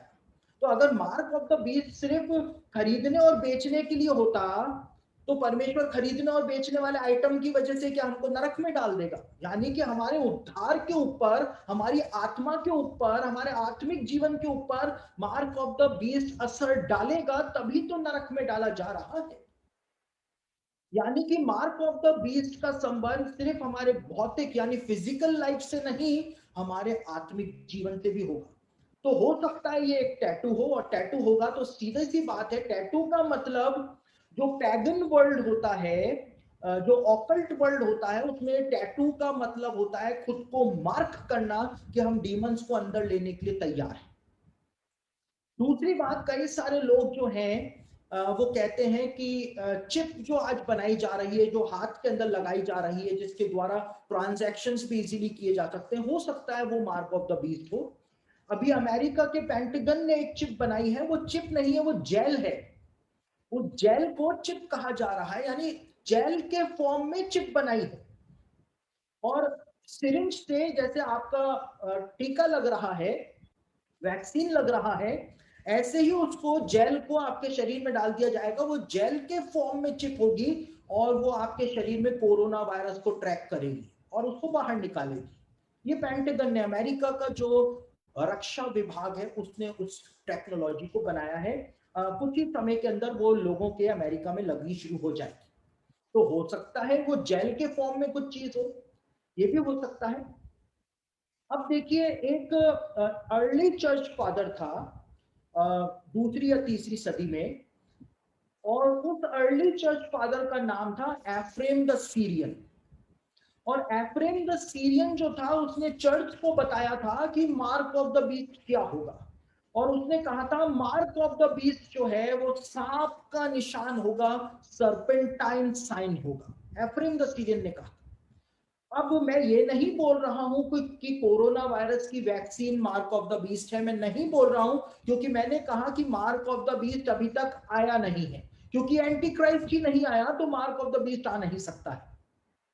लेकिन यदि आप कोरोना वैक्सीन को देखें तो ये कोरोना वैक्सीन जो है वो WHO से अप्रूव्ड है, और WHO का एम्बलम यदि आप देखेंगे तो एक सांप का निशान है, एक पोल के ऊपर एक सांप जो है वो लिपटा हुआ है। एफ्रेम द सीरियन ने कहा था कि वो एक सर्पेंटाइन साइन होगा, और प्रकाशित वाक्य में 6 अध्याय में बताया हुआ है कि पीला घोड़ा आएगा, मरी को लेकर के आएगा, एक बड़ा पैंडेमिक लेकर के आएगा। तो हो सकता है कि उस समय मार्क ऑफ द बीस्ट जो है वो किसी प्रकार की कोई वैक्सीन तो हो सकता है। दूसरी बात जो है, जो एक और अर्ली चर्च फादर था जिसका नाम था हिप्पोलिटस, उसने कहा था कि माथे के ऊपर भी वो मार्क ऑफ द बीस्ट लगाया जाएगा। तो माथे का मतलब है सर के ऊपर मुकुट पहनाया जाएगा, मुकुट, यानी कि वो मुकुट होगा, वो मौत का मुकुट होगा, वो हिप्पोलिटस ने कहा था, वो मुकुट होगा। मुकुट से उसकी तुलना करी थी हिप्पोलिटस ने, जो अर्ली चर्च फादर था। और आप देखिए, कोरोना जो है, कोरोना का मतलब होता है मुकुट, यानी कि क्राउन, कोरोना, ठीक है, वो एक क्राउन। तो सारी बातें मिल करके हम इस सत्य पे पहुंचते हैं कि हमको नहीं पता कि मार्क ऑफ द बीस्ट क्या होगा। हम अटकल जरूर से लगा सकते हैं कि हो सकता है ये है या वो है, लेकिन हम मार्क ऑफ द बीस्ट के जमाने के बिल्कुल निकट जो हैं वो आज पहुंचते चले जा रहे हैं। और एक और बात यहाँ पे महत्वपूर्ण बात मैं आपको बताऊं कि मार्क ऑफ द बीस्ट जो है वो यूहन्ना ने बैंकिंग सिस्टम के साथ जुड़ता हुआ बताया है कि ना तो कोई बेच सकेगा, ना कोई खरीद सकेगा, संख्या के द्वारा विश्व में व्यापार होना शुरू हो जाएगा। तो आपको एक बात बताऊं, आपने जो क्वेश्चन पूछा कि 666 के बारे में कुछ बताइए, तो 1980 के अंदर एक बुक लिखी गई थी जिस बुक का नाम था, ये world famous international best seller ये किताब है 1980, इसका नाम है when your money fails the 666 system is here. और इस बुक की जो लेखिका थी मैरी स्टीवर्ट रैल्फी, इन्होंने इस बुक के अंदर दावे के साथ इस बात को बताया था कि वर्ल्ड बैंक का जो कोड नंबर बनाया गया है वो कोड नंबर 666 यानी 666 बनाया गया है। इस किताब में जो इंटरनेशनल बेस्ट सेलर है 1980 से ये इंटरनेशनल बेस्ट सेलर है, इस किताब के अंदर इस लेखिका ने दावे के साथ इस बात को बताया था। और 1982 में इसी लेखिका ने एक और बुक लिखी थी, द न्यू मनी सिस्टम, और इसी लेखिका ने 1982 में भी इस बात को बताया था कि वर्ल्ड बैंक का जो कोड डिसाइड किया गया है वो 666 डिसाइड किया गया है। तो आप यदि ये कहें कि क्या हम 666 के युग में आ गए हैं या वो आने वाला है, तो 666 का युग तो कब से ही शुरू हो चुका है, हम तो बस उस रास्ते पर आगे बढ़ते चले जा रहे हैं। जी बिल्कुल pastor, thank you so much. सच में मैं खुद आज सोच रहा था, मैं कैब से कहीं जा रहा था, मुझे कम से कम 1-1.5 साल हो गया मेरे को एटीएम गए हुए, और नोटों को देखना एक रेयरेस्ट ऑफ रेयर केसेस हो गया। मतलब सब्जी वाले के पास, इवन मोची के पास, हर किसी के पास आपको ये दिखेगा। बिल्कुल सही आप बोल रहे हैं, we are already into that phase. मैं अगला जो सवाल पूछना चाहूंगा कि क्या यूएफओ वाकई में होते हैं, और जो टेम्पल माउंट के ऊपर पूरी दुनिया ने देखा कि यूएफओस को उतरते देखा गया और ये हजारों लोगों ने अपने कैमरे में कैप्चर किया। तो ये एक ऐसी बातें उठ रही हैं कि अंत के समय से पहले यूएफओ उतरने वाले हैं, कुछ इससे रिलेटेड है? आप इस बारे में हमें प्लीज कुछ बताएं। देखिए, मैं बहुत कट शॉर्ट करके अपना जवाब दूंगा क्योंकि समय ज्यादा हो रहा है। यूएफओ जो हैं वो वास्तव में होते हैं, इसका प्रमाण जैसा आपने कहा, यरूशलेम के अंदर मोरिया पर्वत के ऊपर डोम ऑफ द रॉक का निरीक्षण करते हुए सबने यूएफओ को देखा था और विद इन अ सेकेंड जो थी वो स्पेस के अंदर चली गई थी। इंसान के पास इतना अत्याधुनिक अभी कोई भी यान मौजूद नहीं है जो इतनी तेज गति से ट्रेवल कर पाए। तो यानी कि वहां पर कुछ तो था जिसको लोगों ने वीडियो कैमरे में रिकॉर्ड किया था। दूसरी बात, अमेरिका का पेंटागन जो है वो उसने इस बात को मान लिया है कि यूएफओस हैं। अमेरिका के पेंटागन ने मान लिया है। दूसरी ओर अमेरिका के जो भूतपूर्व राष्ट्रपति हैं ओबामा, उन्होंने भी अभी बीते समय मान लिया जून के महीने में कि यूएफओस हैं, उसके फुटेज भी हमारे पास मौजूद हैं। कनाडा के जो फॉर्मर डिफेंस मिनिस्टर हैं, उन्होंने हिस्ट्री चैनल के ऊपर आकर के इंटरव्यू दिया और कहा कि यूएफओस हैं और जो एक्स्ट्रा टेरेस्ट्रियल्स हैं यानी परग्रहवासी जो हैं वो पृथ्वी के ऊपर आ रहे हैं। इजरायली इंटेलिजेंस के ऑफिसर ने बीते समय बताया कि ट्रंप को सब कुछ मालूम है कि परग्रहवासी जो है वो पृथ्वी के ऊपर आ रहे हैं। ब्रिटिश इंटेलिजेंस का जो फॉर्मर चीफ है उसने भी हिस्ट्री चैनल के ऊपर अपने इंटरव्यू के अंदर बताया कि यूएफओ और ये परग्रहवासी जो है वो वास्तव में है और ये पृथ्वी के ऊपर आते जाते रहते हैं, उनके पास इस बात की पूरी जानकारी है। वेटिकन सिटी के जो बड़े बड़े अधिकारी हैं, मिनिस्टर्स हैं, उन्होंने अपने बयानों के अंदर बताया है कि ऐसा हो रहा है। लेकिन ये सब बातें तो हमको सेक्युलर वर्ल्ड से समझ में आती हैं। प्रकाशित वाक्य 12 अध्याय 7 से लेकर 9 वचन पढ़े तो वहां पर भी बताया हुआ है कि अंत के दिनों में आउटर स्पेस से कुछ प्राणी जो हैं वो पृथ्वी के ऊपर आएंगे, शैतान और उसके दूतों को पृथ्वी के ऊपर गिरा दिया जाएगा। यानी आउटर स्पेस से कोई प्राणी जो है वो अंत के दिनों में पृथ्वी पर आएंगे। ये बात जो है वो तो प्रकाशित वाक्य में भी बताई हुई है और ये पहले भी यहां पर थे। इनका मेन ऑब्जेक्टिव जो था, इन्होंने कनान देश को अपना हेड ऑफिस बनाया हुआ था, हेडक्वार्टर बनाया हुआ था। कैसे मैं बोल रहा हूं इस बात को, मेरे पास 2 प्रमाण है। बाइबल में लिखा है ना कि 2 जनों की गवाही पर्याप्त होती है, तो मैं आपको 2 प्रमाण बताऊंगा ओल्ड टेस्टामेंट से जिसको लेकर के यहूदी रब्बी भी मानते हैं कि हाँ यही बात है कि यहां पर इसी बात को बताया गया है व्यवस्था विवरण। देखिए, मैं आपको हिब्रू बाइबल से वो उस बात को बताऊंगा कि हिब्रू बाइबल में क्या लिखा हुआ है। मूसा इस बात को कहता है व्यवस्था विवरण के पहले अध्याय में कि जब वो 12 जासूस गए कनान देश का भेद लेने और जब वो भेद लेकर के आए तो उन्होंने आकर के हमको डरा दिया और हमको बताया कि उस देश के अंदर तो हाँ, वहां के जो घर हैं या वहां की जो दीवारें हैं, वहां की जो शहरपना है वो आकाश से बातें करती है। ये हिंदी में लिखा हुआ है, आकाश से बातें करती है। लेकिन हिब्रू बाइबल के अंदर क्या लिखा हुआ है वो मैं आपको बताता हूं। आप यहां पर देखें कि हिब्रू बाइबल में वास्तव में वहां पर क्या लिखा हुआ है। हिब्रू बाइबल के अंदर व्यवस्था विवरण उसका पहला अध्याय उसका 28वां वचन पढ़ेंगे तो वहां पर उसकी शहरपना आकाश से बातें करती है नहीं लिखा हुआ है, लेकिन लिखा हुआ है कि उन जासूसों ने देखा था वहां पे large fortress cities in the sky. Fortress cities in the sky यानी उन्होंने आसमान के अंदर बड़े बड़े शहरों को देखा था।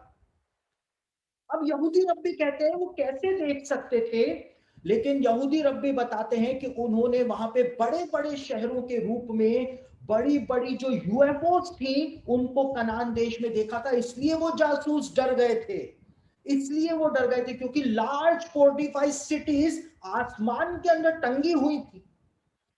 ये हिब्रू बाइबल में लिखा है, मैं अपने मन से तो कोई बात बोल ही नहीं रहा। ये हिब्रू बाइबल में लिखा हुआ है कि लार्ज फोर्टिफाइड फोर्ट्रेस सिटीज जो थे वो आसमान में उन्होंने देखे थे, जमीन पर नहीं, यरीहो के अंदर नहीं, लेकिन आसमान में देखे थे, यानी आसमान में इस प्रकार से उन्होंने बड़े बड़े यूएफओस देखी थी। यानी कि ये इन यूएफओस के बारे में ओल्ड टेस्टामेंट के अंदर हमको हिंट जो है वो मिलती है। उन लोगों के पास इतनी टेक्नोलॉजी में वो एडवांस नहीं थे, तो इनको देख करके वो कहेंगे कि बड़े बड़े शहर आसमान के अंदर लटके हुए हैं। हम उनको देखते हैं तो हम अगर आज देखें तो कहेंगे कि अरे ये तो यूएफओ है, उड़न तश्तरी। दूसरा एक और प्रमाण मैं आपको बताऊं जो न्यायों की पुस्तक के अंदर पहले अध्याय में हमको मिलता है। न्यायों की पुस्तक पहला अध्याय उसके 19वें वचन को आप पढ़ेंगे तो वहां पे लिखा है कि यहोवा यहूदा के साथ साथ रहा और यहूदा ने पहाड़ी देश के निवासियों को निकाल दिया, लेकिन तराई के निवासियों को यहूदा का गोत्र नहीं निकाल पाया क्योंकि उनके पास लोहे के रथ थे। पहाड़ी देश के निवासियों को तो परमेश्वर यहूदा ने देश से निकाल दिया, लेकिन तराई के निवासी जो थे, यरूशलेम के आसपास जो थे, उनको यहूदा का गोत्र नहीं निकाल पाया क्योंकि उनके पास लोहे के रथ थे।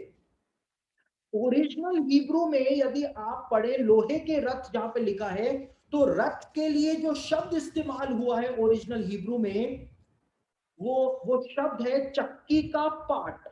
चक्की का ऊपर का पार्ट होता है ना, जिससे चक्की पुराने जमाने में आटा पीसा जाता था, चक्की का जो पार्ट होता है वो शब्द इस्तेमाल किया गया है। रथ शब्द इस्तेमाल हिब्रू भाषा में नहीं किया गया है, लोहे के रथ नहीं, लेकिन लोहे के चक्की के पार्ट उनके पास से, इसलिए यहूदा का गोत्र उनको तराई के निवासियों को नहीं निकाल पाया। अब चक्की के ऊपर का पार्ट जो है वो गोल होता है, यानी कि वहां पर हमको क्या संकेत दिया जा रहा है, हमको उड़न तश्तरी का, यूएफओ का संकेत दिया जा रहा है। तो ओल्ड टेस्टामेंट में मैंने सिर्फ आपको 2 एग्जाम्पल दिए, अगर मैं खोलना शुरू करूं तो मैंने कहा ये प्रोग्राम कभी खत्म ही नहीं होगा। तो ओल्ड टेस्टामेंट में हमको हिंट मिलती है और रेविलेशन के अंदर 12वें अध्याय में 7 से लेकर 9 के अंदर साफ तौर से बताया हुआ है कि आउटर स्पेस के प्राणी पृथ्वी के ऊपर आएंगे, शैतान और उसके दूत पृथ्वी के ऊपर उतर आएंगे। तो ये ऐसा नहीं है कि ये कोई कल्पना है या कि ये कोई हॉलीवुड की फिल्मों की कहानी है, ऐसा वास्तव में हो रहा है। अमेरिका ने इसको मान लिया है, पेंटागन ने इसको मान लिया है, अब शक की कोई गुंजाइश बाकी नहीं बची। बिल्कुल बिल्कुल, सच में हम सोचते हैं कि ऐसा कुछ भी नहीं है, लेकिन बाइबल में ही हर एक सवाल का जवाब है। अगर हम इसे गहराई से पढ़ें, जैसा आपने अध्ययन किया, तो हमें पता चलता है। मैं अगला एक मुख्य सवाल आपसे पूछना चाहूंगा कि बहुत सारे लोगों को इस बारे में दुविधा है, बहुत सारे अलग अलग मत हैं कि जो कलीसिया है वो ट्राइबुलेशन पीरियड के, महाक्लेश काल के दौरान उठाई जाएगी या उससे पहले ही उठा ली जाएगी। इस बारे में आप हमें कुछ बताएं। देखिए, इसके ऊपर 3 मत चलते हैं और तीनों मत के मसीही लोग जो हैं वो आपस में लड़ाई करते हैं। कोई कहता है महाकलेश काल के शुरू होने से पहले ही कलीसिया उठा ली जाएगी। कोई कहता है महाकलेश काल 7 साल का महाकलेश काल जो होगा उसके बीच में, यानी 3.5 साल जब बीत जाएंगे उस समय उठाई जाएगी। और कोई कहता है कि महाकलेश काल पूरा बीत जाने के बाद उठाई जाएगी। देखिए, महाकलेश काल पूरा बीत जाने के बाद उठाई जाएगी तो कलीसिया के उठाए जाने का कोई मतलब ही नहीं, ठीक है ना। तो वहां पर उस बात तक तो हमको पहुंचना ही नहीं। मैं पर्सनली जिस बात को मानता हूं, जिस विश्वास को मानता हूं, वो ये है कि कलीसिया ट्रिब्यूलेशन जो होगा, ग्रेट ट्रिब्यूलेशन जो होगा, महाकलेश काल जो होगा, उसके आरंभ होने से पहले ही बादलों पर उठा ली जाएगी, उसका रैप्चर हो जाएगा। तो मैं प्री ट्रिब्यूलेशनल रैप्चर जो है उसके ऊपर विश्वास करता हूं। लेकिन मैं यदि प्री ट्रिब्यूलेशनल रैप्चर के ऊपर विश्वास करता हूं तो उसका मतलब ये नहीं है कि जो मिड ट्रिब्यूलेशन रैप्चर के ऊपर विश्वास करते हैं या पोस्ट ट्रिब्यूलेशन रैप्चर के ऊपर जो विश्वास करते हैं, मेरा उनके साथ कोई लड़ाई झगड़ा है या कोई विवाद, ऐसा नहीं। क्यों? क्योंकि कलीसिया का बादलों पर उठाया जाना कभी भी हो, लेकिन हम सब मिलकर के इस बात के ऊपर विश्वास करते हैं कि हाँ, एक दिन कलीसिया का बादलों पर उठाया जाना होगा। और साथ ही साथ ये रैप्चर की घटना जो है वो हमारे उद्धार के ऊपर कोई असर नहीं डालती। तो अगर हम ये कहें कि महाक्लेश काल से पहले उठाई जाएगी या बीच में उठाई जाएगी या अंत में उठाई जाएगी, तो इससे हमारे उद्धार के ऊपर कोई फर्क नहीं पड़ेगा। ये सिर्फ हमारी वचनों को समझने की सोच है, और उस सोच का जो के ऊपर जो हम विश्वास करते हैं उसके आधार पर हम अपनी मान्यता को बना लेते हैं। मैं क्यों कहता हूं कि हम महाक्लेश काल होने से पहले ही बादलों पर उठा लिए जाएंगे? क्योंकि जैसे ही नूह जहाज में गया, उसके बाद जल प्रलय आया। जैसे ही लूत सदोम से निकला, उसके बाद आग और गंधक बरसी। और पौलुस ने थिस्सलुनीकियों की कलीसिया को पहले अध्याय के अंदर कहा, पहली पत्री के, कि हम यीशु मसीह के आने की बाट जो रहे हैं, जो आने वाले क्रोध से हमें बचाता है। तो और जोइश जो वेडिंग होती है, जोइश वेडिंग के जो रिचुअल्स होते हैं, वो भी इस बात को बताते हैं कि दुल्हा अपनी दुल्हन को चोर के समान उठा करके रात को ले जाया करता था, और दुल्हन 7 दिन तक ससुर जी के घर में रहा करती थी, और 7 दिनों के बाद दुल्हा और दुल्हन और दूल्हे के सारे दोस्त जो हैं वो वापस लड़की के ससुराल में आया करते। तो यहाँ पर हमको वो पैटर्न देखने को मिलता है। अगर 7 सालों का महाक्लेश काल है, मसीह की दुल्हन को चोर के समान ससुर जी के घर में मसीह उठा करके ले गया। परमेश्वर हमारा ससुर है, हम दुल्हन है, मसीह दूल्हा है।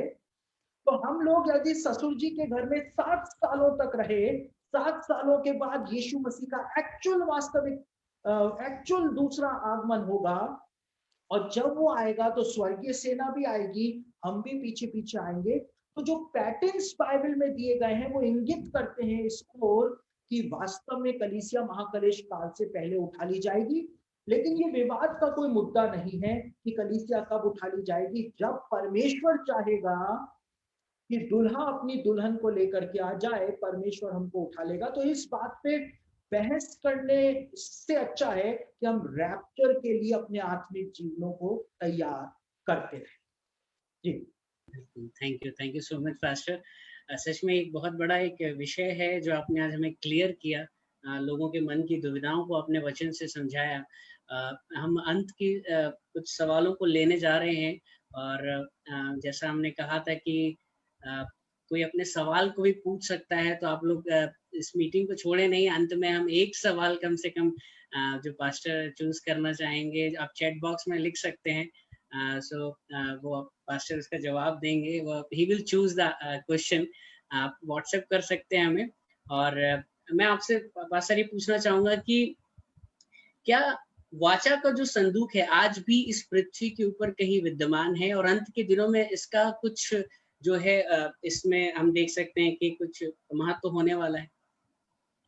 देखिए, वाचा का संदूक जो है उसके लिए ये माना जाता है कि वो इथोपिया के अंदर है। अक्सुम नाम की जगह पर इथोपिया में, वहां पे वाचा का संदूक है। कई सारे लोग कहते हैं, जो मेकाबियों की पुस्तक है जो कि नॉन कैनोनिकल बुक है, उसके अंदर बताया हुआ है कि माउंट नीबो जो कि जॉर्डन के अंदर पाया जाता है, वहां पर वाचा का संदूक यिर्मयाह के द्वारा छिपाया गया। देखिए, ऐसी बात है कि दुनिया में लोग हर जगह कहते हैं कि वाचा का संदूक यहाँ है, वहां है, यहाँ है, वहां है, लेकिन मसीही लोग बस इस बात को नहीं मानना चाहते हैं कि वाचा का संदूक यरूशलेम में भी तो हो सकता है। तो मसीही लोग हर जगह के लिए कहते हैं, अमेरिका में है, या ग्रेट ब्रिटेन में है, स्कॉटलैंड में छिपा हुआ है, आयरलैंड में छिपा हुआ है, ऑस्ट्रेलिया के अंदर एक खदान में छिपा हुआ है, उधर इथोपिया में है, जॉर्डन में है। लेकिन बस वो ये ही नहीं मानना मांगते हैं कि यरूशलेम में भी तो हो सकता है। जो यहूदी मान्यताएं हैं, जूइश ट्रेडिशंस जो है, तालमुद के अंदर इस बात को दावे के साथ बताया हुआ है कि वाचा का संदूक जो है वो मोरिया पर्वत के अंदर ही छिपाया गया था, अंदर ही छिपाया गया था। जब याजकों ने देखा था कि बेबीलोन की सेना आ रही है मंदिर का नाश करने के लिए, तो उन्होंने मोरिया पर्वत के अंदर ही उसको कहीं छिपा दिया, और छिपा करके भूल गए कि छिपाया था, क्योंकि परमेश्वर नहीं चाहता था कि अब यहूदियों को वाचा का संदूक वापस से मिले, छिपा दिया। देखिए, वाचा का संदूक जो है वो यीशु मसीह का सिंबल है। समझ रहे बात को? वाचा का संदूक यीशु मसीह का सिंबल है। वाचा के संदूक के अंदर परमेश्वर का वचन रखा जाता था। पटियाएं रखी जाती थी, यीशु मसीह परमेश्वर का वचन। वाचा का संदूक जहां जहां पर भी सेवकाई करने गया, यीशु मसीह वहां वहां सेवकाई करने गया। यीशु मसीह को यरीहो से होकर के जाना अवश्य था। क्यों अवश्य था भाई? यरीहो से क्यों जाना था? क्योंकि वाचा का संदूक यरीहो में आया था। वाचा का संदूक यरदन के अंदर उतरा था, यीशु मसीह यरदन में उतरा। वाचा का संदूक जहां जहां पर गया, यीशु मसीह वहां वहां पर गया। यीशु मसीह वाचा का संदूक था। वाचा का संदूक यहूदियों की आंखों से छिप गया। यीशु मसीह यहूदियों की आंखों से छिप गया। वो उसको पहचान ही नहीं पा रहे कि यही परमेश्वर के द्वारा भेजा गया मसीह। तो हर जगह के ऊपर लोग कहते हैं यहाँ है वहां है, लेकिन यरूशलेम के ऊपर फोकस नहीं करते हैं। अब बाइबल में ही इस बात को बताया हुआ है कि एक वाचा का संदूक नहीं था, लेकिन दो वाचा के संदूक मूसा के द्वारा बनाए गए थे। अब अगर इथियोपिया के अक्सुम में कोई वाचा का संदूक है जिसके लिए लोग दावा करते हैं, तो हो सकता है वो वाचा का संदूक हो, क्योंकि मूसा ने एक तो लकड़ी का संदूक बनाया था और मूसा ने एक सोने का जो मड़ा हुआ संदूक होता है, जिसको परमेश्वर ने कहा था ऐसे ऐसे करके बनाना, वो मूसा ने बनाया, जिसको बजलेल ने और दूसरे व्यक्ति ने मिलकर के बनाया। तो दो वाचा के संदूक थे। एक लकड़ी का था जिसमें जो पटियाएं मूसा ने फेंक करके तोड़ दी थी, वो उस लकड़ी के वाचा के संदूक में रखी जाती थी। देखिए, वाचा के संदूक के अंदर जो पटियाएं तोड़ी गई थी, वो पटियाओं के ऊपर परमेश्वर का वचन था। जब मूसा ने उसको तोड़ा तो मतलब था परमेश्वर का वचन तोड़ा जाएगा, लकड़ी पर तोड़ा जाएगा, क्योंकि उसको लकड़ी के वाचा के संदूक में रखा गया था ना। यीशु मसीह जो परमेश्वर का वचन था, उसको लकड़ी के ऊपर तोड़ा गया था। अब एक और सोने का वाचा का संदूक था जिसमें साबुत पटियाओं को रखा गया था, जो दूसरी बार परमेश्वर ने दी थी। यानी जब मसीह वापस से जिंदा हो जाएगा, नया वचन बन करके आएगा, उसका पुनरुत्थान हो जाएगा, तो उसको सोने के समान एक पुनर्जीवित शरीर जो है वो उसको मिलेगा, एक रिजरेक्टेड बॉडी उसको मिलेगी। वो वहां पे बताया। ये सब प्रॉफिटिक पैटर्न्स है। तो वाचा के संदूक दो थे। हो सकता है कि एक अक्सुम में हो और वो लकड़ी का हो, लेकिन जो ओरिजिनल वाचा का संदूक है उसके लिए जूइश ट्रेडिशंस कहते हैं कि वो मोरिया पर्वत के अंदर ही है। 1980 में जस्ट उसको निकालने ही वाले थे कि फिलिस्तियों और यहूदियों के सांप्रदायिक दंगे यरूशलेम में हो गए। रब्बी यहूदा गेट्स, जो कि चीफ रैबाई थे यरूशलेम में, उन्होंने खुदाई करवानी शुरू कर दी थी रबैनिकल टनल के अंदर, और एक दरार जो हुई थी उससे उन्होंने जब झांक करके देखा था तो जोर जोर से खुशी मनानी शुरू कर दी थी, क्योंकि उनको रब्बी यहूदा गेट्स को मोरिया पर्वत के अंदर रबैनिकल टनल से जो खड्डा वो करवा रहे थे, उनको वाचा का संदूक दिखाई दे गया था। मरते दम तक रब्बी यहूदा गेट्स बोल करके गए कि उस स्पेसिफिक जगह के ऊपर ही खुदाई करना, वहीं पर ही वाचा का संदूक है। लेकिन रब्बी यहूदा गेट्स इतना ज्यादा जोश में चिल्लाए कि जो मुस्लिम वक्फ बोर्ड के जो सिक्योरिटी थी उसको पता चल गया और दंगे भड़क गए और इजरायली पुलिस वहां पर आ गई और उस प्रोजेक्ट को पूरी तरह से बंद करवा दिया, वरना वाचा का संदूक 1980 में ही बाहर आ जाता। तो वाचा का संदूक पृथ्वी पर ही है। स्वर्ग में प्रकाशित वाक्य में जो वाचा का संदूक दिखाई दिया वो कोई और नहीं, वो यीशु मसीह ही है, जिसको सिंबॉलिक तौर पर वाचा का संदूक बोला जा रहा है, क्योंकि मैंने आपको कंपेयर करके वो बात जो है वो बता दी। तो वाचा का संदूक जैसे ही यहेजकेल 38 वाला युद्ध होगा, परमेश्वर ने कहा है मैं हिला करके रख दूंगा धरती को, और हो सकता है जब वो बड़ा भूकंप आए तो वाचा का संदूक मोरिया पर्वत में से निकल करके बाहर आ जाए। तो हो सकता है रैप्चर होने से पहले हम एक और चिन्ह को देख के जाएं, हम वाचा के संदूक को जो मूसा ने बनाया था उसको भी अपनी आंखों से देख करके जाए, चाहे टीवी पर देखें चाहे यरूशलेम में जाकर के देखें, लेकिन देख करके हो सकता है हम रैप्चर में जाए। जी बिल्कुल पास्टर, मेरे पास एक सवाल आया है प्राइवेट मैसेज के थ्रू।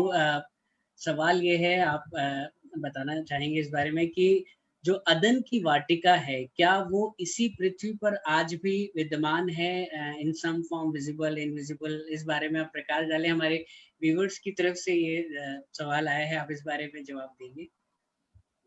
देखिए, जैसा मैंने वाचा के संदूक के बारे में आपको बोला कि मसीही लोग जो हैं वो हर जगह वाचा का संदूक ढूंढ रहे हैं, बस वो यरूशलेम में ढूंढना नहीं चाहते हैं। उसी प्रकार से मसीही लोग जो हैं वो पूरी दुनिया के अंदर अदन की वाटिका को ढूंढ रहे हैं, लेकिन जहां पर बाइबल में बताया हुआ है कि अदन की वाटिका पाई जाती थी, वहां पर मसीही लोग उसको ढूंढना नहीं चाहते। बाइबल में स्पेसिफिकली बताया गया है कि अदन की वाटिका कहां पर थी। बाइबल में बताया हुआ है कि अदन की वाटिका उस स्पॉट के ऊपर थी जिसको हम आज यरूशलेम के नाम से जानते हैं। और बिल्कुल फोकल पॉइंट में जाएं तो एग्जैक्ट स्पॉट जहां पर आदम और हवा ने पाप किया था अदन की वाटिका में, वो एग्जैक्ट स्पॉट जो है वो गतसमनी का बाग माना जाता है।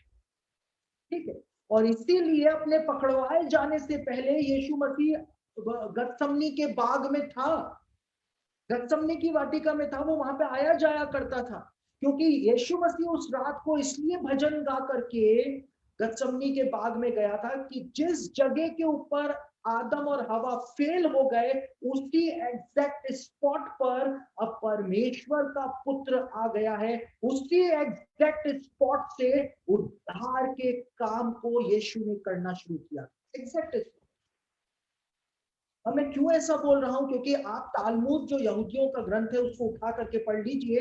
यहूदी लोग तो दावा करते हैं इस बात का कि यरूशलेम में ही अदन की वाटिका पाई जाती, यरूशलेम ही अदन की वाटिका था। उसका नाम यरूशलेम नहीं था पहले, उसका नाम शालेम रखा गया था, लेकिन शालेम से पहले भी उसका कोई नाम होगा। उसको मोरिया देश के नाम से भी जाना जाता था। ठीक है, देखिए लोग कहते हैं कि इराक के अंदर अदन की वाटिका थी, क्योंकि वहां पर यूफ्रेटिस और टाइग्रिस रिवर जो है वो बहते हैं, जो कि बताए हुए हैं।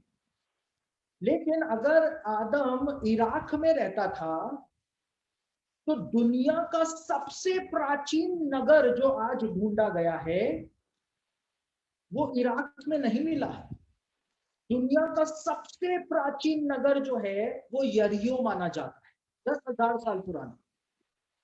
ठीक है, लेकिन आपको जान करके हैरानी होगी कि यरियो से भी पुराना एक नगर माना जाता है जो ढूंढा गया है, और उसको यहोशू की पुस्तक में भी उस नगर का वर्णन किया गया है। उस नगर का नाम है सिटी ऑफ एडम, जो कि यरियो के पास ही पाया जाता है। सिटी ऑफ एडम, आदम नाम का नगर।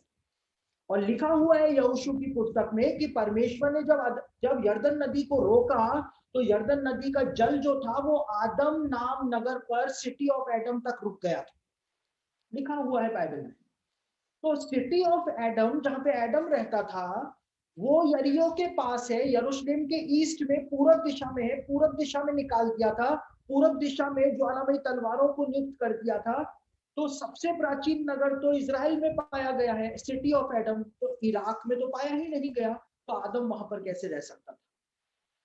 दूसरी बात, मोरिया पर्वत जो है, मोरिया पर्वत से नीचे की ओर जो ढलान आती है, जिस ढलान के पास में ही गतसमनी का बाग पाया जाता है, उस ढलान को आज की तारीख तक भी इजराइल के अंदर एसेंट ऑफ एडम कहा जाता है। एसेंट ऑफ एडम क्यों कहा जाता है? उस चढ़ाई को आदम की चढ़ाई क्यों कहा जाता है? क्योंकि आदम जो है दिन के ठंडे समय जब परमेश्वर मोरिया पर्वत पर, खुद के पर्वत पर आता था, तो परमेश्वर से मिलने उसी चढ़ाई को चढ़ के जाया था, तो उसको आदम की चढ़ाई कहा जाता है। तो क्यों कहा जाता है? अगर अदन की वाटिका यरूशलेम में नहीं थी तो क्यों कहा जाता है? यहेजकेल की पुस्तक, उसका 28 अध्याय और उसका 13 और 14 वचन यदि आप पढ़ें तो यहेजकेल की पुस्तक उसका 28 अध्याय 13 और 14 वचन में शैतान के लिए बोला गया है कि शैतान परमेश्वर की अदन नाम बारी में था। और अदन नाम बारी के लिए बताया हुआ है कि अदन नाम बारी में परमेश्वर का पर्वत भी पाया जाता था। अब पूरी दुनिया में यहूदी मान्यता में परमेश्वर का सिर्फ एक ही पर्वत है, और वो है मोरिया पर्वत, जिसके ऊपर सुलेमान ने मंदिर को बनाया था। क्यों बनाया मंदिर को उसी पहाड़ पर? किसी और जैतून पर्वत पे भी मंदिर बन सकता था, जैतून पर्वत थोड़ा और ऊंचा है, उस पे बनाया जा सकता था, मोरिया पर्वत पे ही क्यों बनाया गया? यानी कि यहूदी मान्यता में, बाइबल में परमेश्वर का पर्वत जो है वो मोरिया पर्वत माना जाता है। और यहेजकेल 28 अध्याय 13 और 14 में साफ लिखा है कि अदन की वाटिका में परमेश्वर का पर्वत पाया जाता था, यानी मोरिया पर्वत पाया जाता था। मोरिया पर्वत यरूशलेम में पाया जाता है, यानी कि अदन की वाटिका यरूशलेम में पाई जाती है। सीधी सी बात, सीधी सी बात। देखिए, मैं आपको एक तस्वीर दिखा रहा हूं, आप इस तस्वीर को बहुत ध्यान से देखिएगा। आदम और हवा ने जिस जगह के ऊपर पाप किया वो जगह थी गतसमनी का बाग, ठीक है। अब आदम और हवा जो थे वो भाग गए, छिप गए, परमेश्वर आया तो उन्होंने पत्ते जोड़ जोड़ करके लंगोट बना लिए, और पत्ते किसके थे? अंजीर के पत्ते थे, ठीक है। अब आप इस तस्वीर को देखिए, यहां पर आपको यरूशलेम का नक्शा जो है एरियल व्यू दिखाई देगा। माउंट ऑफ ऑलिव्स वो जगह है जिसके तल में जिसके बिल्कुल नीचे की तरफ गतसमनी का बाग पाया जाता है, और गतसमनी के बाग से यानी माउंट ऑफ ऑलिव्स के बिल्कुल वॉकिंग डिस्टेंस पर आप देख सकते हैं बैतफगे पाया जाता है। और ये बैतफगे क्या है? देखिए, टेम्पल माउंट यानी मोरिया पर्वत, और बीच में जो ढलान आपको दिखाई दे रही है माउंट ऑफ ऑलिव्स और टेम्पल माउंट के बीच में, वो एसेंट ऑफ एडम है, यानी आदम की चढ़ाई उसको कहा जाता है। और माउंट ऑफ ऑलिव्स और बैतफगे के बीच में वॉकिंग डिस्टेंस है, और बैतफगे का मतलब होता है हाउस ऑफ अनराइप फिग्स, यानी अंजीरों का घर इसको कहा जाता है। जब आदम और हवा छिपे हुए थे तो माउंट ऑफ ऑलिव्स के तल में जो गतसमनी का बाग है वहां पर पाप करके वो बैतफगे में भाग गए थे, अंजीरों के पत्ते तोड़ तोड़ करके उन्होंने लंगोट बना ली थी, और परमेश्वर ने जब पुकारा तो वो बैतफगे के अंदर छिपे हुए थे।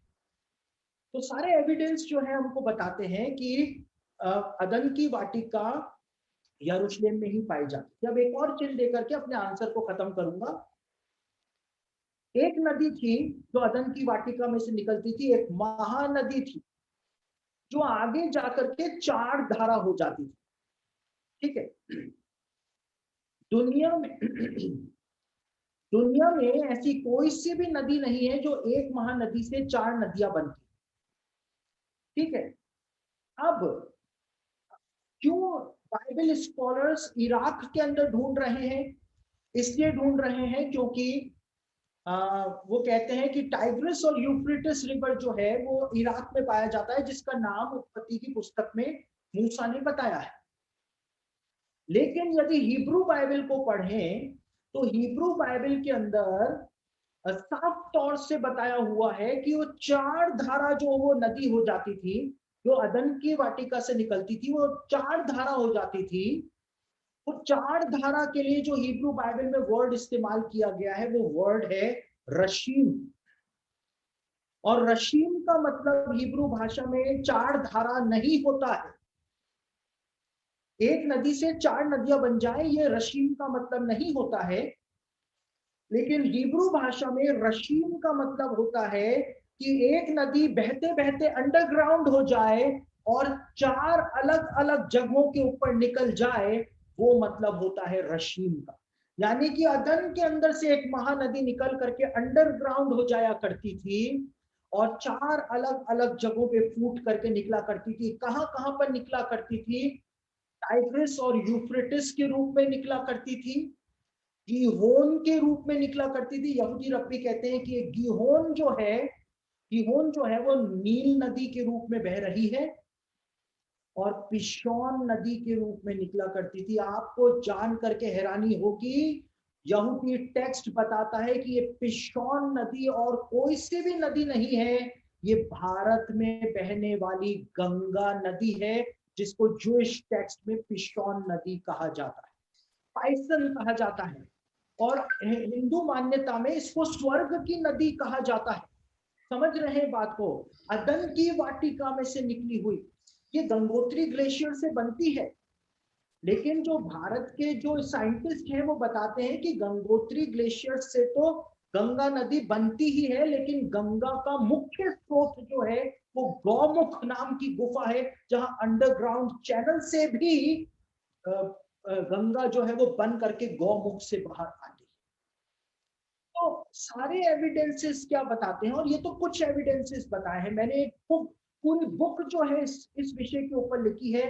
उस बुक का नाम है नए मंदिर का समय। क्यों वो स्पेसिफिक लोकेशन को परमेश्वर ने अपने लिए चूज किया, वो सारी बातें मैंने उस बुक के अंदर बताई है। इतने एविडेंस दिए हैं कि सुलेमान ने क्यों वहां पर लबानोनी वन नाम का अपना महल बनवाया था, क्यों श्रेष्ठ गीत में वो सारी बातें सुलेमान ने लिखी थी, वो सारी बातें मैंने उस बुक में बताई हैं। इतने एविडेंस देकर के बताया है कि अदन की वाटिका यरूशलेम के अंदर ही पाई जाती थी।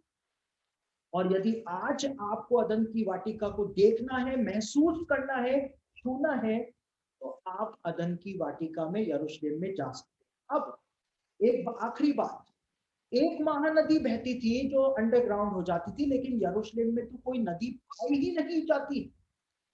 यरूशलेम में तो कोई नदी है ही नहीं जो अंडरग्राउंड हो जाए और 4 अलग अलग जगहों पे निकल जाए।